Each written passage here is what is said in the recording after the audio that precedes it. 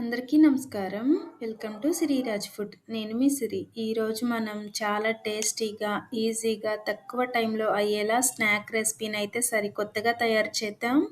దీనికోసం ముందుగా పిండి కలుపుకోవడానికి వీలుగా ఉండే ప్లేట్‌లో 1 కప్పు గోధుమ పిండి, అరకప్పు శనగపిండి, రుచికి సరిపడా ఉప్పు, 1 స్పూను నూనె వేసుకొని కొద్ది కొద్దిగా నీళ్లు పోసుకుంటూ చపాతీ పిండిలా కలుపుకోవాలి.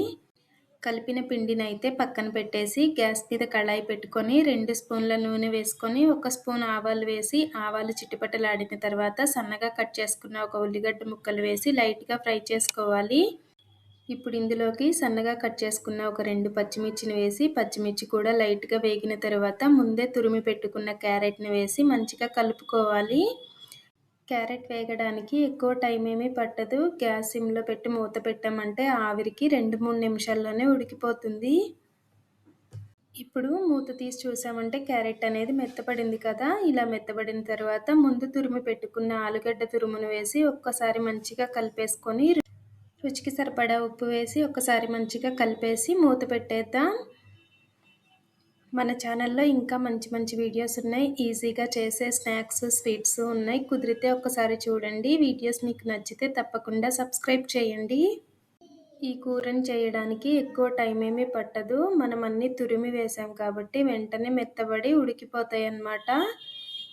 కూర అనేది ఇలా దగ్గరికి వచ్చిన తర్వాత 1 చిటికెడు పసుపు, అర స్పూన్ కారం వేసుకొని కారం పచ్చివాసన పోయే వరకు వేగితే సరిపోతుంది.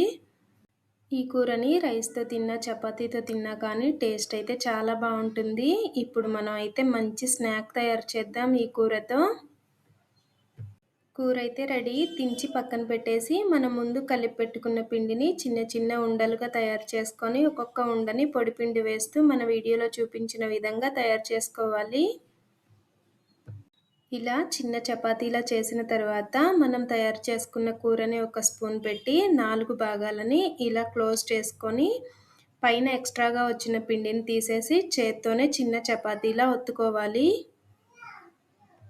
ఇలా మన వీడియోలో చూపించిన విధంగా చేస్తే సరిపోతుంది. ఇప్పుడు ఇంకొక చపాతీ చేసి దానిపైన అయితే ఇది చీజ్తో చేస్తున్నా అన్నమాట.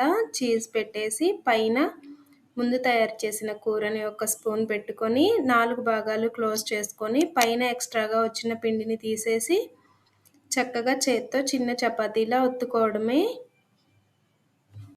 గ్యాస్ మీద ప్యాన్ పెట్టుకొని ఒక 1 ఇంచ్ సుమారు నూనె పోసుకొని గ్యాస్ మీడియం ఫ్లేమ్లో పెట్టుకొని నూనె లైట్ వేడైన తర్వాత వీటిని ఒక్కొక్కటిగా వేయాలి. ఇలా వేసి 2 వైపులా మంచిగా తిప్పుతూ మంచి కలర్ వచ్చే వరకు వేయించుకోవాలి. ఇవి వేగడానికి ఎక్కువ టైం ఏమీ పట్టదు. మొత్తం 5-6 నిమిషాల్లోనే వేగిపోతాయి అన్నమాట. పిల్లలకి ఏదైనా కొత్తగా స్నాక్ తినాలి అనిపిస్తే ఇలా ఒక్కసారి ట్రై చేసి చూడండి. ఇదైతే టేస్ట్ చాలా అంటే చాలా బాగుంది.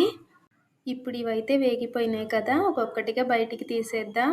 ఎప్పుడైనా పిల్లలు పిజ్జా తినాలి అని అడిగినా కానీ 1 కప్పు గోధుమ పిండి, ఇలా చీజ్ ఉంటే చాలు మంచిగా పిజ్జా టేస్ట్ వచ్చేలా తయారు చేసి ఇవ్వచ్చు. ఈ వీడియో మీకు ఎలా అనిపించిందో కామెంట్ చేయండి. ఈ వీడియో మీకు నచ్చితే తప్పకుండా లైక్ చేయండి, షేర్ చేయండి, సబ్స్క్రైబ్ చేయండి. మన ఛానల్లో ఇంకా మంచి మంచి వీడియోస్ ఉన్నాయి. కుదిరితే ఒక్కసారి చూడండి. రేపు ఇంకో మంచి వీడియోతో మళ్ళీ కలుసుకుందాం. By bye friends.